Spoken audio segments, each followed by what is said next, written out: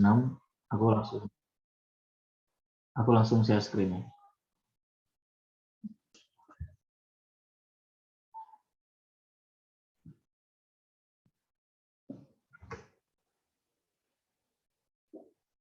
Ini udah nampak kan?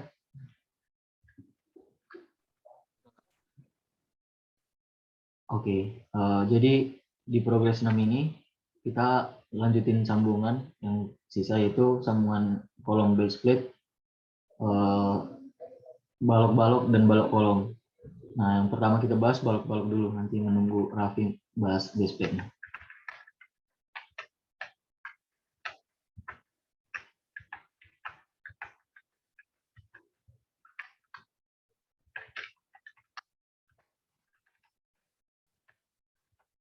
Oke, nah pertama balok-balok. Nah, yang step satu untuk yang balok-balok, kita nentuin gaya dalamnya dulu, kayak biasa. Jadi, karena balok X-nya itu ada, ya panjangnya lebih dari 8 meter kan. Nah, di pasaran itu biasanya paling panjang itu 8 meter. Jadi, itu bakalan dipotong di tengah bentang gitu. Oke, nah jadi kalian potong di tengah bentang, terus kalian ambil gaya dalamnya gitu. Terus ambil gaya dalamnya dari sub juga, sama langkah-langkahnya dengan pengecekan gaya dalam. Oke, yang kedua itu menentukan mutu bautnya seperti progres sebelumnya juga, pakai tabel J32 sama diameternya J33M. Kemudian step 3, kita desain konfigurasi baut dan plat penyambungnya. Nanti ada contoh layoutnya gitu. Terus di sini ada perhatikan lokasi. Oh ya, ini dulu. Jangan lupa perhatikan terus spacing ke tepi. Kemudian sesuaikan sama ketentuan minimum dan maksimumnya. Gitu. Terus perhatikan juga lokasi filletnya nanti. Fillet itu aku jelasin pelan. Oke, kemudian dilanjutkan dengan analisis kapasitas sambungannya, yaitu kapasitas plat penyambung, geser, dan blok geser. Gitu. Kapasitas geser baut sama kapasitas lubang baut. Nah, ini contoh layoutnya, dan ini tuh jumlah minimumnya, misalnya 2 kiri kanan gitu. Nah, yang fillet itu yang aku mark dengan warna merah, ini fillet. Jadi kalian desain si webnya ini itu jangan melebihi ini, jangan masuk ke filletnya gitu. Jadi panjang maksimum, tinggi maksimum plat penyambung kalian itu segini.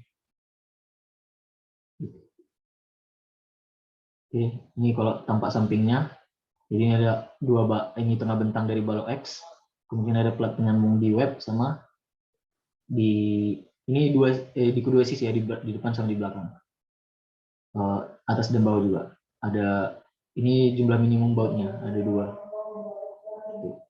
Ini tampak atasnya. Oke. Nah, kemudian yang kelima itu kalian akan menentukan gaya dalam yang bekerja pada satu bautnya gitu.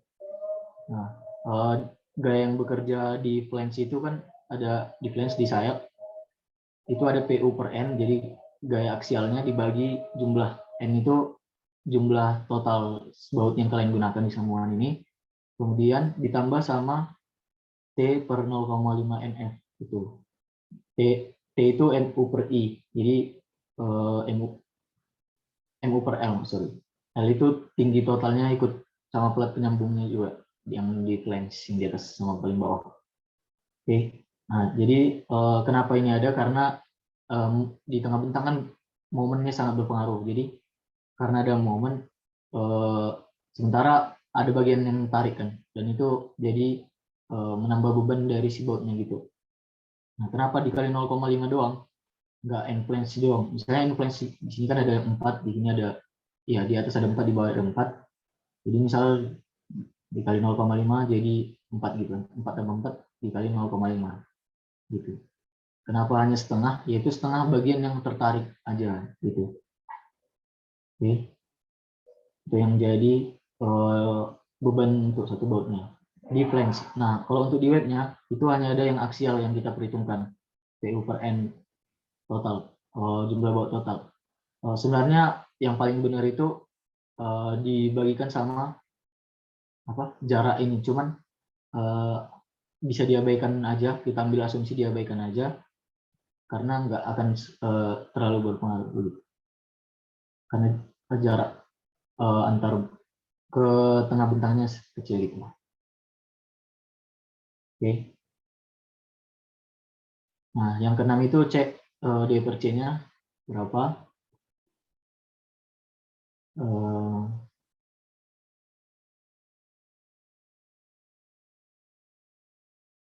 Oh ya, karena kan gaya tadi kan hanya ada gaya aksial sama momen kan pengaruhnya di baut. Nah, kenapa nggak ada gaya gesernya? Karena itu di tengah bentang kita sambungnya. Kan kalau balok di tengah bentang dia dapat beban merata, jadi kayak bentar ya. Jadi misalnya ini balok, momennya kan jadi gini, momen positif. Terus kalau gaya gesernya kan dia jadi gini kan. Nah, di tengah bentang ini dia bakal kecil. Oke, itu. Oke, itu step 6-nya. Nah, lanjut ke Felix. Coba kalau aku yang share screen atau kamu, Lex? Ya udah kamu aja deh sekalian. Oke. Jadi selanjutnya itu sambungan balok kolom untuk menyalurkan gaya dalam aksial geser momen. Oke, lanjut. Ini ilustrasinya, jadi untuk balok kolom kalian pakai sambungannya di flange-nya aja. Kurang lebih ilustrasinya seperti ini. Kemudian langkah-langkahnya kurang lebih sama seperti tadi, menentukan gaya dalam, butuh baut, diameter, sama layoutnya kalian tentukan sesuai dengan peraturannya. Next. Ini kapasitas-kapasitas yang udah dibahas juga sebelumnya. Ini jumlah baut.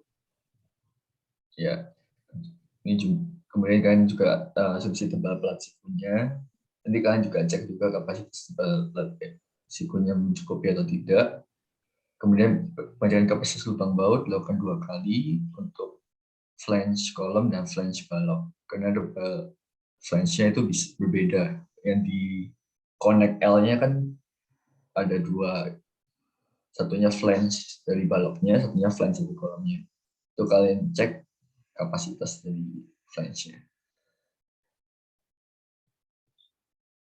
Ini ilustrasinya ya seperti yang rafter kolom.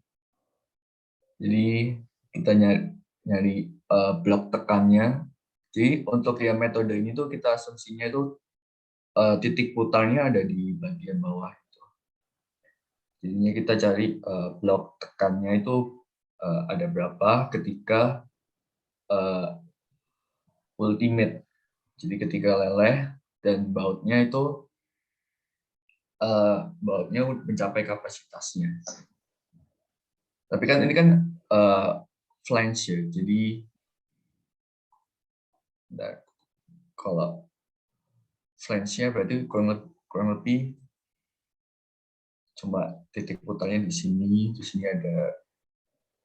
ada baut di flange, ini ada baut di flange atasnya. Ini kan ilustrasi kemarin.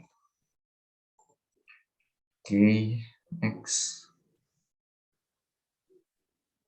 Ini mencari gaya masing-masing dari bautnya. Ada akibat MU dan gaya aksialnya. Kemudian jarak tepi vertikal ini untuk lengan momennya. Itu kalian ikutin aja. Tinggi web. Nah, ini seperti yang rafter kolom kemarin sebenarnya. Oke, lanjut. Jadi sekalian hitung kapasitas dari pelat penyambungnya. Jadi kan disambungkan pada pelat dari flange balok dan flange kolomnya. Jadi kalian cek juga kapasitas plastik kolom dan baloknya memenuhi apa enggak. kalian cek untuk tarik, itu untuk leleh, untuk fracture-nya. Oke. Ini kapasitas geser plat penyambungnya, kok ada blok geser dan lain-lainnya juga dihitung. Next. Ini blok geser.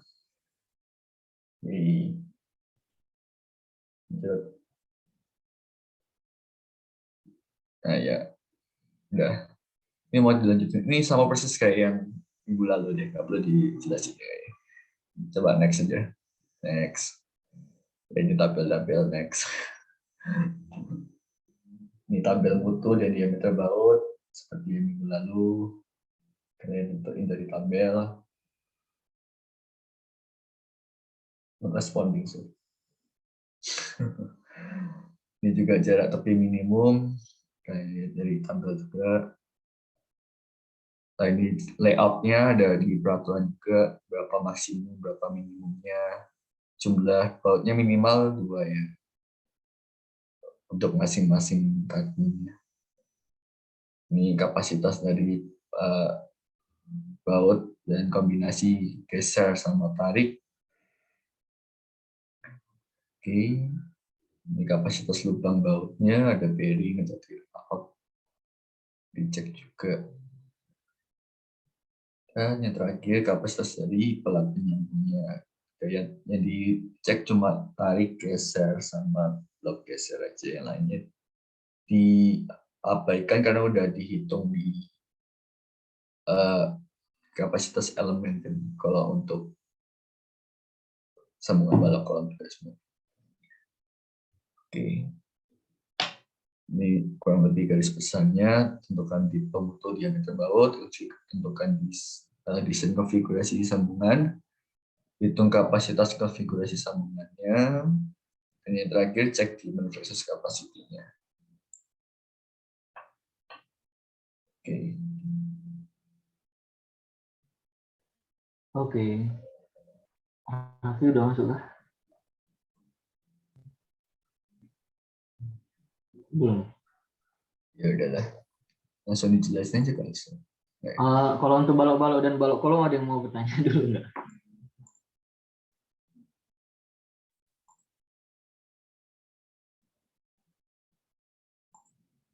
Izin tanya Kak, Iya. di kapasitas momen baut bagian balok kolom tadi yang dijelasin Kak Felix, boleh ke situ lagi? Oh, boleh.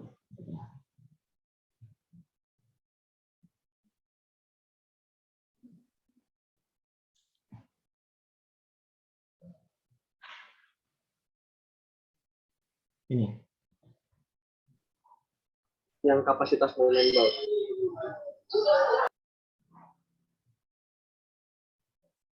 Di kanan. Yang ada luas tekan yang ada ya ini.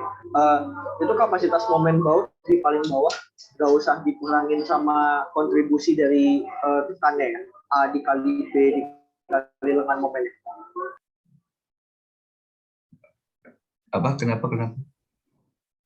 Yang kapasitas momen bautnya itu nggak perlu dikurangin sama A dikali nggak kontribusi tekannya nggak diperhitungkan yang di bawah yang di arsir itu, soalnya kan itu langsung sigma TI kali DI aja. Kalau yang di progres sebelumnya kayaknya seingat aku ada minus A kali B kali FY. Emang beda bagaimana? Nah, bukannya sama aja ya? Bentar ya, aku coba. Lupa.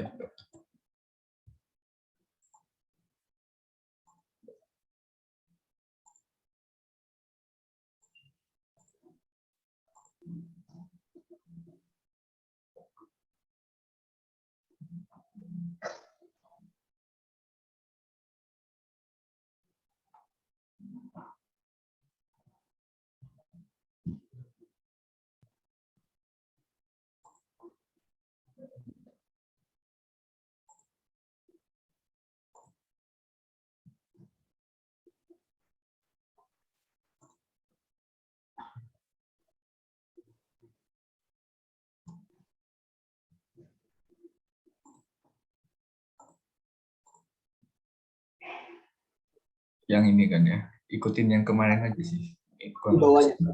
Coba ke bawahnya, Kak. Nah, itu kan ada min AB dikali FY. Nah, sedangkan kita kemarin langsung TI kali DI. Nah, kan beda. Yang dipakai yang mana? Ya, caranya sama sih. Ikutin yang kemarin juga. Ikutin Lalu yang kemarin aja. mumpung lagi di sini, Kak, mau nanya, itu A kali B kali FY kayaknya belum dikali lengan momennya ya. Baru dikali besarnya doang. Harusnya dikali setengah A lagi. Oh iya, ini nggak ada ininya. Ya pokoknya Oke. jadi tengah momen. Oke, sip. Thank you, Kak. Oke. Sama sebenarnya untuk yang perhitungan gaya dari baut ini kayak tahun lalu juga bervariasi gitu, masing-masing orang bisa kayak beda-beda gitu. Kalau ini tuh jadi pendekatannya itu turning point-nya itu di bagian dasarnya. Jadi bagian dasarnya mengalami tekan sedangkan yang ditarik. Ada juga yang versi lain gitu kayak jadi misalnya buat balok-balok gitu misalnya. Jadi buat balok-balok dia ada yang kerjanya kayak gitu. Jadi ini pakai distribusi tegangan gitu. Terus pada bagian flange-nya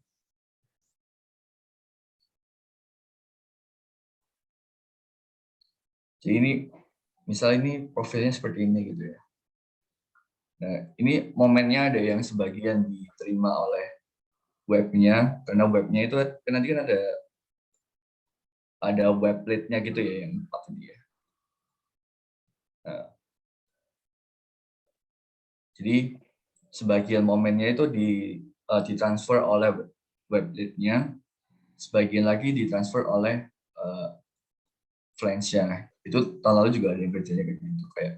Ini sebenarnya kayak beda-beda gitu cara kita. Tapi kalau untuk yang tugasin tadi caranya itu kita anggap bahwa semua momennya itu langsung ditransfer dari flange-nya. Gitu.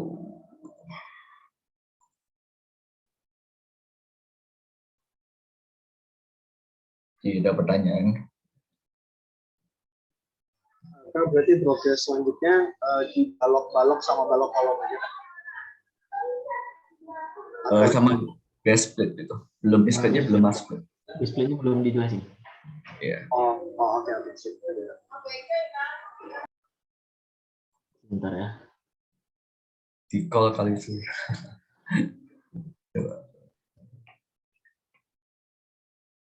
Oke.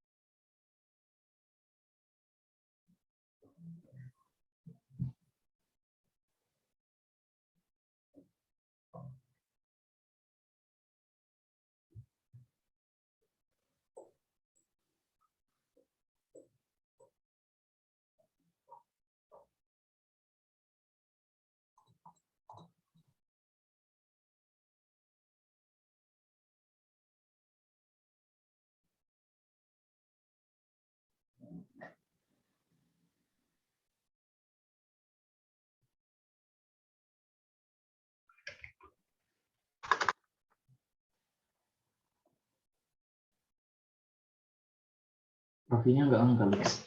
Coba aku jelasin aja dikit-dikit ya. Iya, boleh. Oke. Oh ya, disclaimer dulu, sebenarnya kami juga pas tahun lalu nggak pernah diajarin sama baik asisten kami ataupun Pak Muslinang, dan Pak Muslinang juga ngasih materinya Amin 1 ujian UAS. Jadi kami ya baca dan interpretasi sendiri gitu lah dari ISC, dan ada kayak apa prosedur desainnya gitu. Bisa Nanti di bakal di up juga ke kalian untuk lengkapnya gitu. Dan sebenarnya yang cukup paham itu Raffi, tapi Raffi nggak tahu kemana. Iya. Jadi aku coba ya jelasin.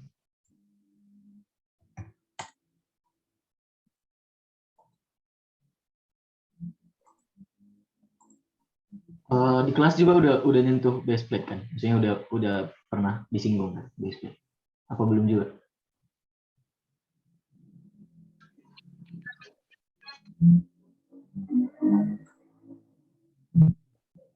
Gimana? Udah pernah disinggung sedikit aja atau belum pernah sama sekali?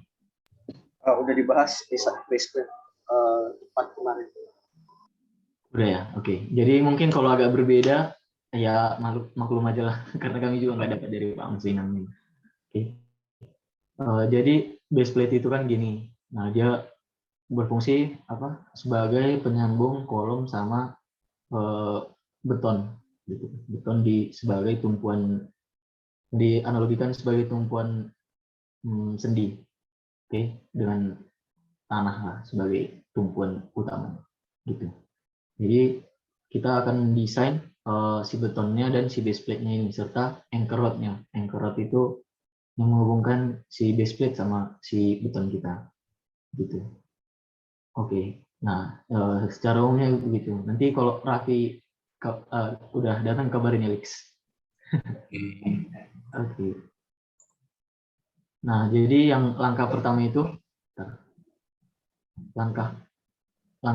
itu kita cari dulu nilai PU-nya di ujung-ujungnya, di ujung-ujung dari si kolom kita, ujung bawah maksudnya.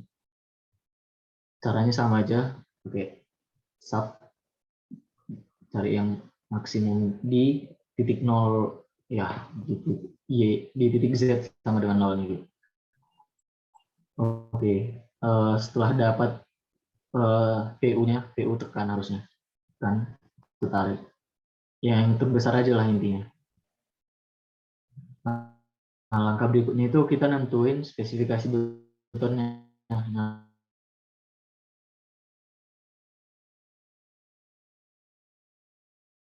Nah, betonnya ketentuan tugas ini kan yang kita dari. Nah, satu base plate. Ya, maksudnya ada yang ya, misalnya base plate-nya yang ini, kemudian konkretnya itu ada yang gini kan, kayak kuda-kuda gitu. Nah, tapi yang kita pakai itu si betonnya sama ukurannya gitu. Jadi kayak prismatis. Prismatis.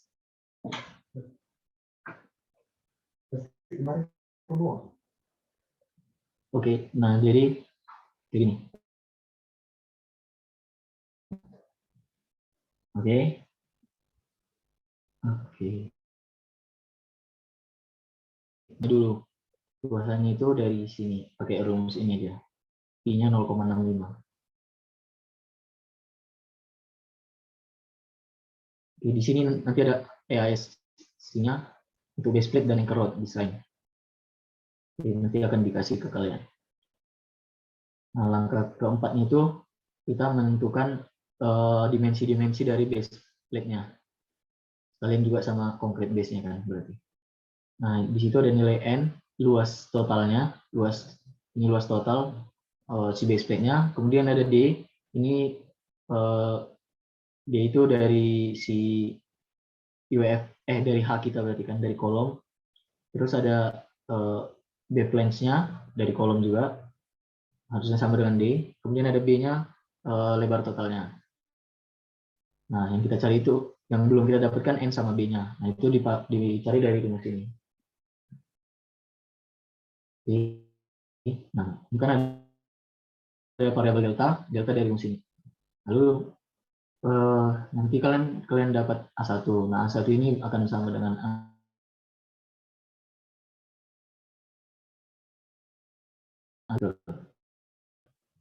Nah, terus langkah selanjutnya itu kita menghitung kapasitas axial compressive load dari si base plate kita.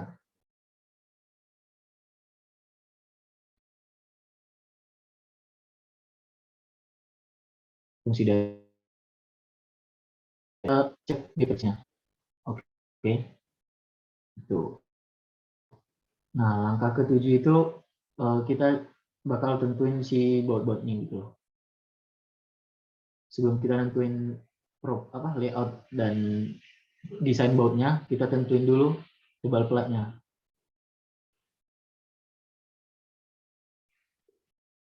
Ya, gitu ya. Kalian sesuaiin aja ke si detail dari gambar ini gitu. Nah, nanti udah dapat variabel M itu jarak dari dari pinggir si flange hanya ke tepi, N-nya yang sisi ortogonalnya, kemudian N-aksen itu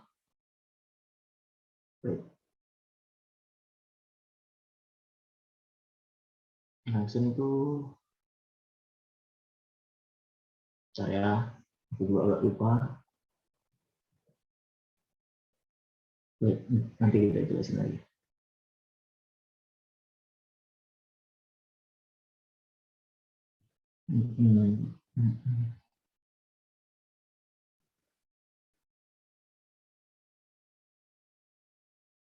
Oh ya, variabel-variabel ini kan dicari yang variabel ini x besar ini, kemudian ada variabel ini, kemudian kita cari untuk dapatkan si Lmax. Lmax ini untuk variabel dari TP minimumnya. Itu nanti ujung-ujungnya kita dapat si tebal plat minimum untuk base plate kita. Oke, nah itu akhirnya. Nah yang ke sebelah sini kita cari kebutuhan tebal plat minimum dan panjang pengangkurannya. Nah untuk panjang pengangkurannya pakai yang beban uplift karena dia bakal tarik kan. Nah anchor rod itu kan fungsinya untuk menahan tarik ya. Nah, jadi kita pakai yang ini karena ada 0,9D dia bakal bersifat tarik harusnya.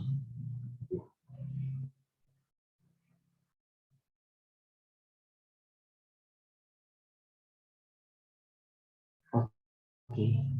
Yang lebih baru aja desain cek lagi. Nah kemudian cari tebal platnya lagi pakai rumus ini. Kemudian cari kebutuhan tebal plat minimum akibat tarik. Oh, ini diulang.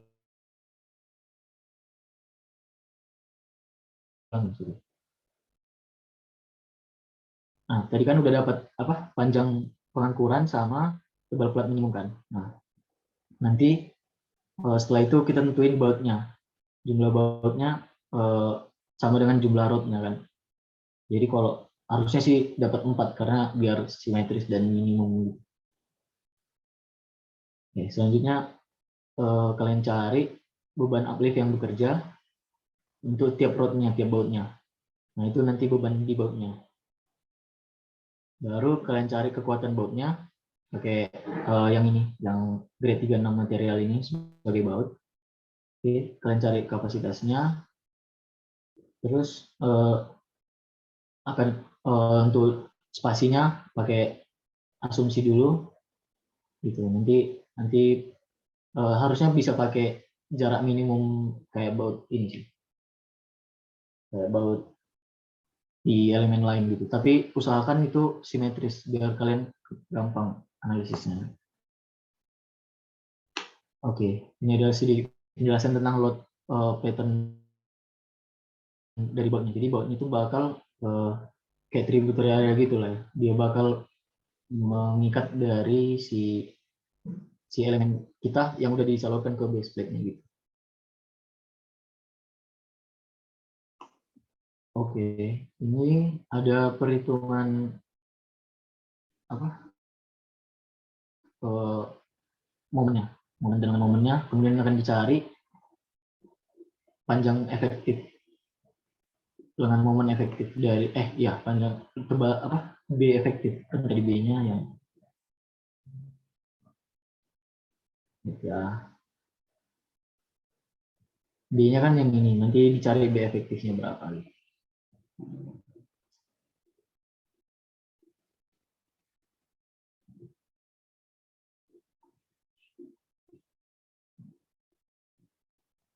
Kemudian cari lagi tebal minimum tariknya dari momennya, akibat momen. Oke, nanti TP desain dari minimum tekan dan tarik. Tekan yang awal tadi, kemudian ingin tarik. Belum menginginkan ada tarik. Nah, sekarang cari kapasitas angkur dari bearing capacity-nya, itu pakai rumus ini aja. Jadi nggak ngerti, sejujurnya nanti tapi bisa jelasin.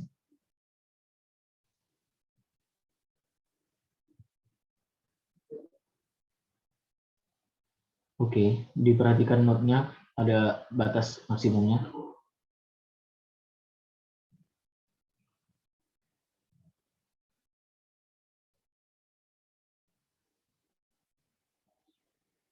Bisa dibaca lah ya.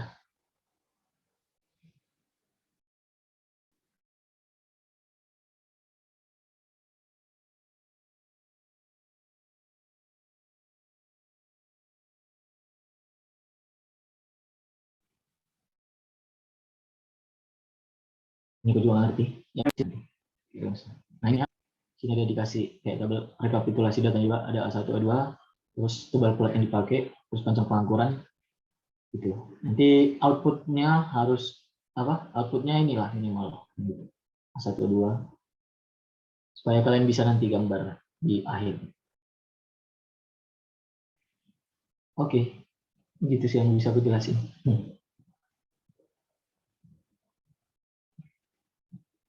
Nanti belum ada ya?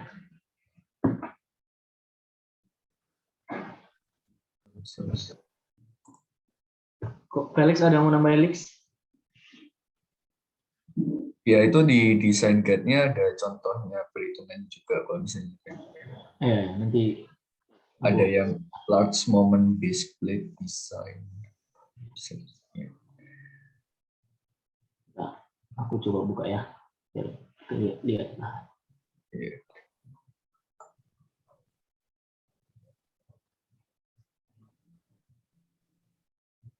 Kecil.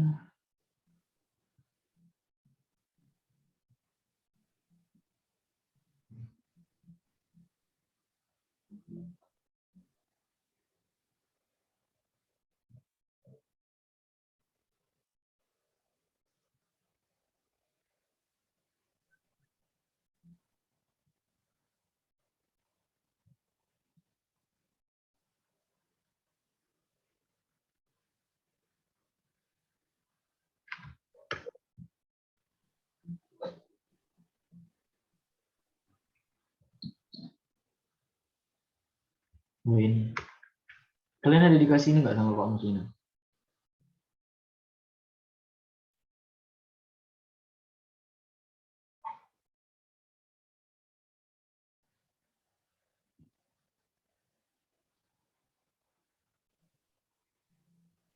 Halo?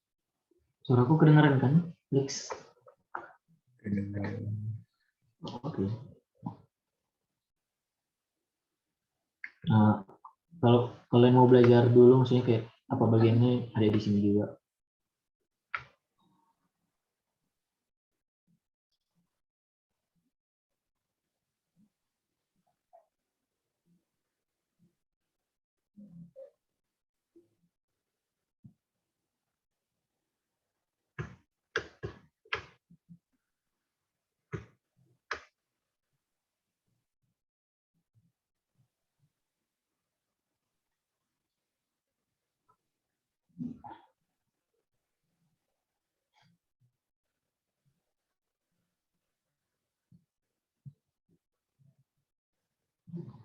Oke, gitu. Ini Raffi udah balas.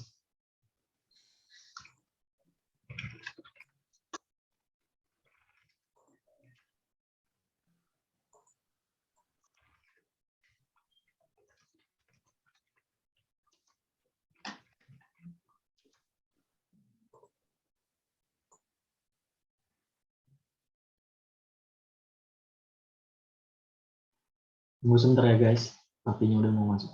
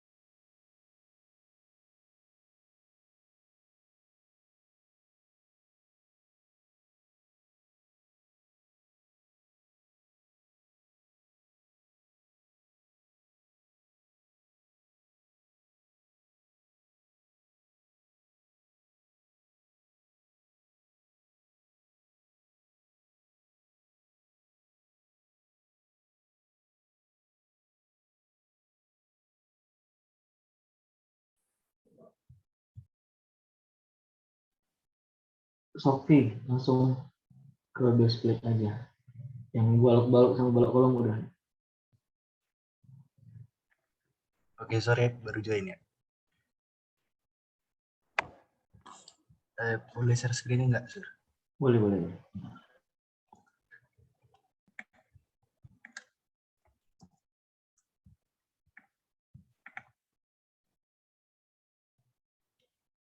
Oke, halo teman-teman semua, maaf baru join. Jadi, di progres yang kali ini juga bakal ngerjain desain baseplate sama sambungan baseplate dengan kolomnya. Nah, buat gambar desain baseplate-nya, ini kurang lebih kayak gini ya. Next.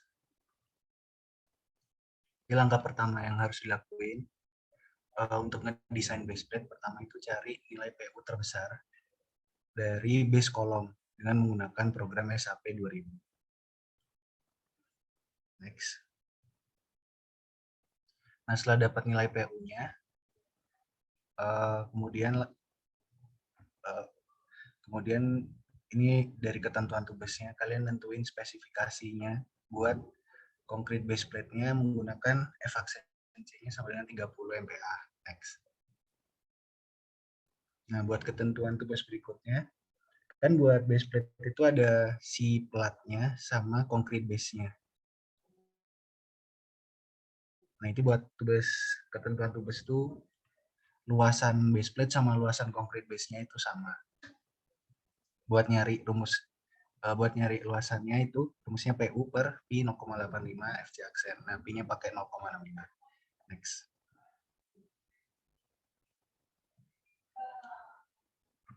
Nah, terus langkah selanjutnya ini kita nyari nilai N sama B. N sama B itu panjang sisinya. Nah, buat nyari panjang sisinya, pertama itu nyari delta. Nah, nyari delta itu rumusnya ini. Nah, di mana nilai D sama BF itu kalian asumsi aja. Nah, setelah dapetin nilai delta, kalian bakal bisa nyari nilai N yang dibutuhkan sama nilai B yang dibutuhkan. Nah, setelah dapat nilai N sama B, baru kalian bisa nentuin nilai A1. A1 itu N kali B. Bisa dilihat, ini N, ini B. Nah, ntar kalau udah dapat A1, nilai A1 kan buat ketentuan di sini A1 sama dengan A2. Jadi ntar kalian juga dapat A2 juga. Next.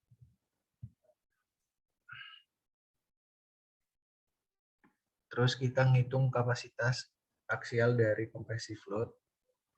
Itu rumusnya ini.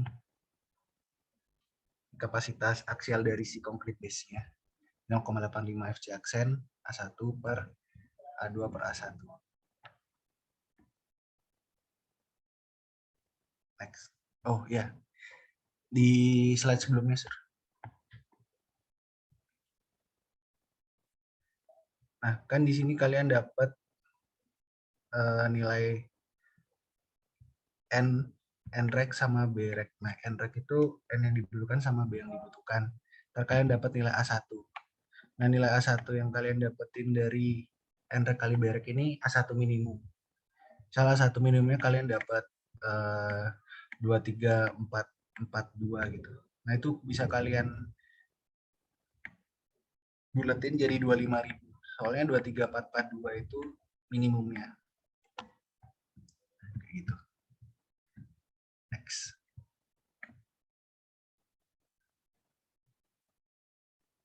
Nah, terus jangan lupa hitung D per C-nya juga. Nilai PU per IPP ini nilainya harus kurang dari 1. Ingat, PU itu nilai yang udah kalian ambil dari SAP di base column. Next. Nah, terus setelah udah dapetin kekuatan dari concrete base dan concrete base-nya kuat, kemudian kita nyari tebal pelatnya. Nah, buat nyari tebal pelat, pertama itu nyari nilai M, N, sama N aksen. Rumusnya ya udah disediain ini. Jadi N ini N yang kalian pakai, bukan N rek atau N yang dibutuhkan lagi. Jadi N yang udah kalian pakai sama B yang udah kalian pakai buat nyari nilai M, N, sama N aksen. Next, Sir. N aksen apa ya?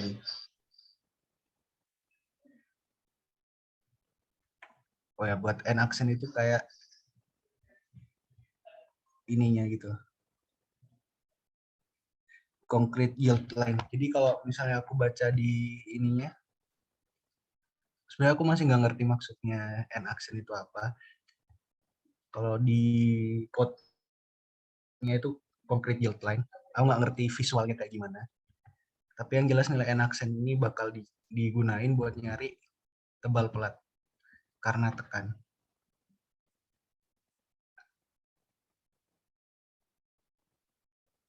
Nah, mending next dulu aja. Oke.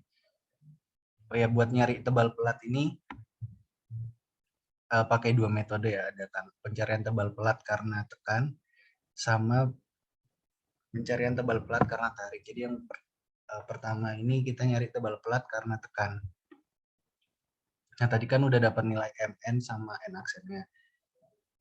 Terus selanjutnya kita nyari nilai X pakai rumus berikut, sama kita nyari nilai lambda. Nah, nilai lambda ini bisa kita dapetin pakai rumus berikut. Setelah kita dapetin nilai X. Next.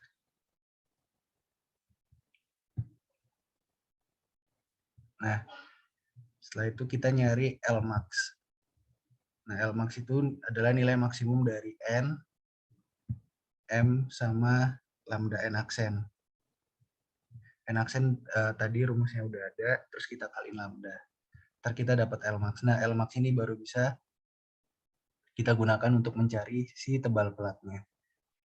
Dimana tebal pelat ini rumus untuk tebal pelat minimum karena tekan, yaitu Lmax akar 2PU per Pi Fy kali B kali N yang kita gunakan untuk desain. Nah, Pi-nya pakai 0,65. Nah, ini yang pertama kan kita udah dapat tebal pelat karena tekan, tebal pelat minimum karena tekan, terus Yang kedua sekarang kita nyari tebal pelat minimum karena gaya tarik. Nah, buat nyari tebal pelat minimum karena gaya tarik, ini kita define combine load yang baru dulu di SAP. Kombinasinya ini 1,6 win load kurangi 0,9 dead load. Nah, win load-nya ini kan ada yang arah X sama arah Y. Ini kalian definisiin 2 aja buat 1,6 WX kurangi 0,9 D, di mana D ini S ideal sama berat sendiri ya. Sama 1,6 WY kurangi 0,9 berat sendiri plus S ideal. Nah, terus cari uplift maksimumnya. Nilainya berapa? Nah, itu yang kita nilai itu yang kita buat bikin desain si tebal pelat karena tariknya. Nah, kan udah dapat nilainya. Terus kita asumsiin jumlah baut yang mau dipakai buat desain. Bisa 4, bisa 6, itu terserah kalian yang ngedesain. Terus kita nyari T per rod, yaitu di mana T-nya itu si beban uplift-nya ini per jumlah bautnya. Jadi ntar dapat berapa sih beban uplift yang dirasain per bautnya. Next.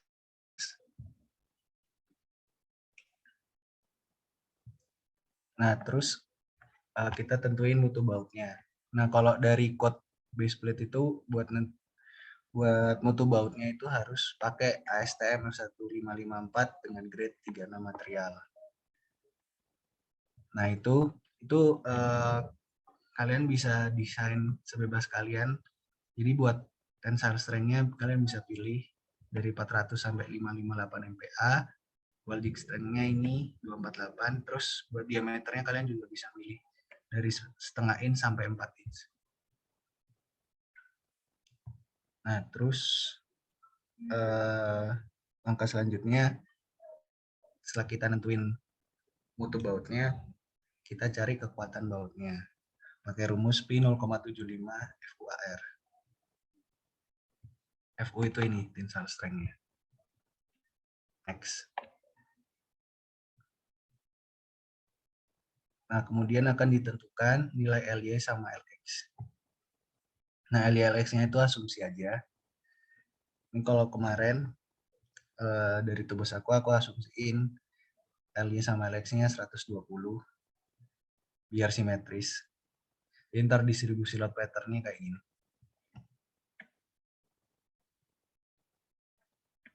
Next. Nah, setelah udah dapetin LY sama LX-nya, kemudian kita cari panjang lengan momen. Nah, panjang lengan momennya rumusnya kayak gini. Terus kemudian kita akan cari MU, di mana MU itu taper rod yang udah kita hitung tadi dikali lengan momen. Setelah itu kita cari B efektif, di mana B efektif itu 2 kali lengan momen. Nah, setelah itu kita baru dapat tebal pelat minimum karena tarik, yaitu rumusnya akar MU kali 4 per B efektif Pi FG. Next. Nah, tadi kan kita udah dapat next. Nah, kan tadi kita udah dapat tebal pelat minimum karena tekan sama tebal pelat minimum karena tarik. Nah, terus kita tentuin tebal pelat untuk desainnya itu yang penting harus lebih besar dari kedua ini. Oke. Jadi kan kita udah dapat kalau concrete base-nya udah kuat, terus tebal pelatnya udah sesuai dengan ketentuan. Sekarang kita desain angkurnya buat base plate-nya. Nah, buat desain angkur itu ada di ini ACI 31862 Appendix D. Pertama kita pakai jenis angkur yang hook bearing capacity. Kita pakai jenis angkur yang hook bearing. Buat ngitung kapasitasnya ini rumusnya. P kali 0,9 FC aksen D0 EH. Ini aku nggak tahu sebutannya ini apa. P4 ya. Nah, terus buat nyari parameter-parameter yang ada di rumus tersebut, P-nya itu diambil 0,7. P-nya 0,7. FC aksennya tadi udah di define.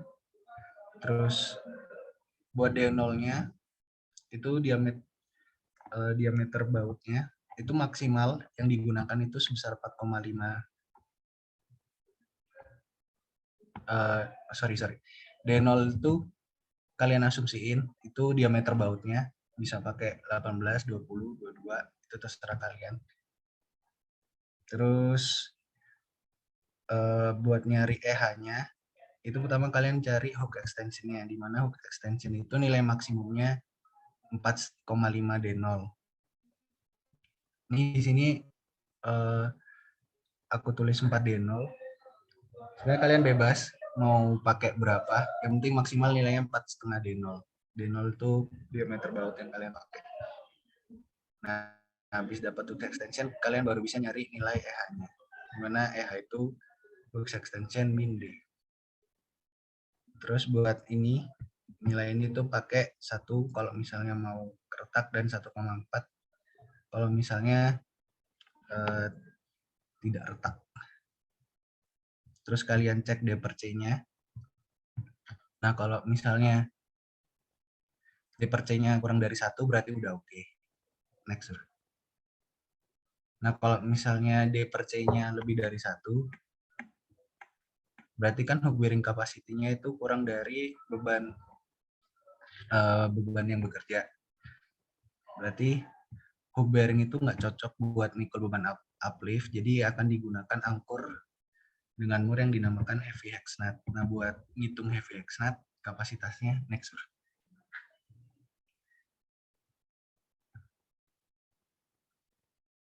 Itu rumusnya kayak gini. Itu tergantung sama nilai HF. Nah, pertama kita nyari nilai HF-nya dulu, yaitu 17 kali D, atau 17 kali diameter bautnya. Nah, kalau misalnya HF-nya kalian dapat kurang dari 11 inci, itu pakai rumus yang atas, yang ini. Kalau misalnya dapat lebih dari 11 inci, pakai rumus yang ini.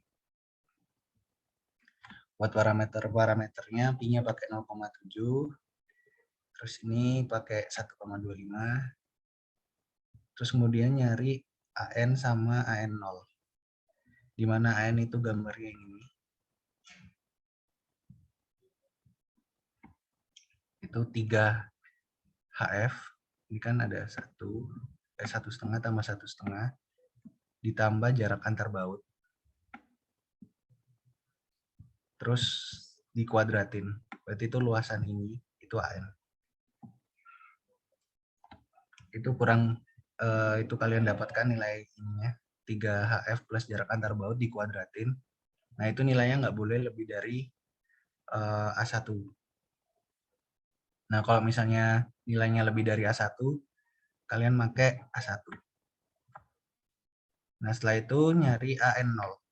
AN0 itu rumusnya 3HF dikuadratin. Nah, kalau misalnya nilai 3HF dikuadratinnya lebih besar dari A1, kalian pakai A1. Kalau misalnya nggak lebih dari, ya langsung aja pakai. Nah, ntar udah dapat semua parameternya buat hitung kapasitas si angkurnya yang heavy hex nut. Terus kalian cek D per C-nya. Kalau misalnya beban uplift per kapasitas heavy hex nut udah kurang dari 1, berarti udah oke. Next. Terus jangan lupa kalian rekapitulasi datanya. Jadi itu buat gambaran, HF itu yang ini. Dari ini kan pelat, dari sini itu pelat. HF itu yang ini. Terus ini bautnya di. Terus ini kolomnya. Ini kolomnya. Terus ini tampak atasnya. Udah itu buat desain base plate. Sampai sini ada yang mau ditanyain? Izin nanya Kak, dikit.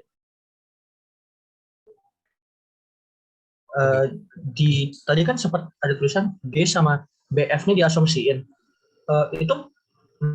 Itu bukannya sesuai sama profil H yang kita pakai di kolom ya? Atau emang dia asumsi? Langkah 4, Kami langkah awal, Bang.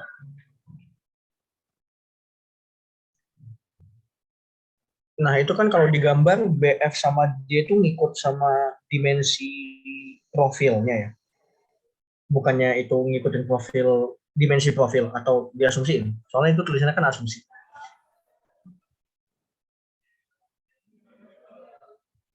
Oh ya, bentar ya.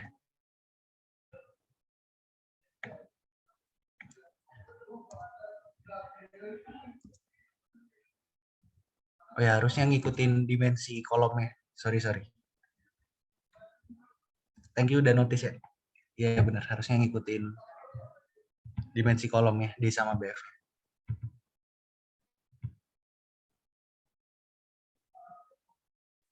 Jadi D sama BF-nya bukan dari asumsi tapi dari dimensi kolomnya.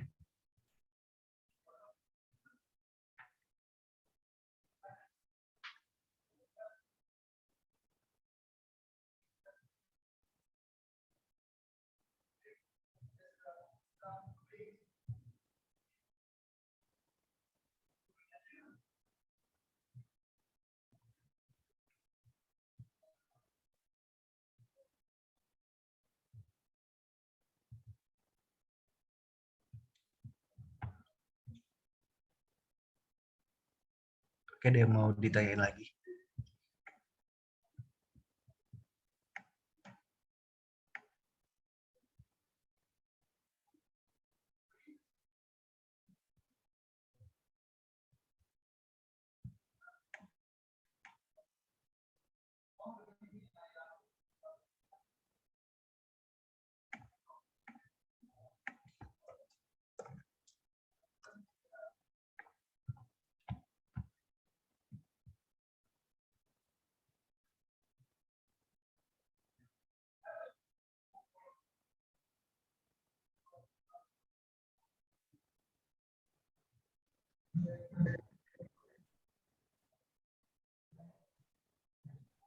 Oh iya, Vi, aku mau memperjelas sedikit.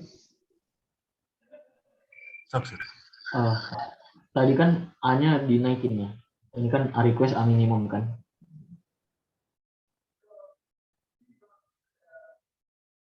Mungkin Ya. mungkin yang dinaikin itu B sama N-nya aja kali ya. Maksudnya ke apa? Ke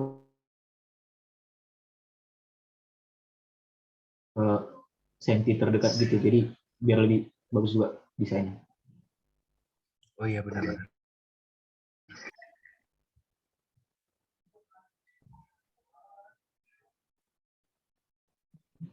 Oke.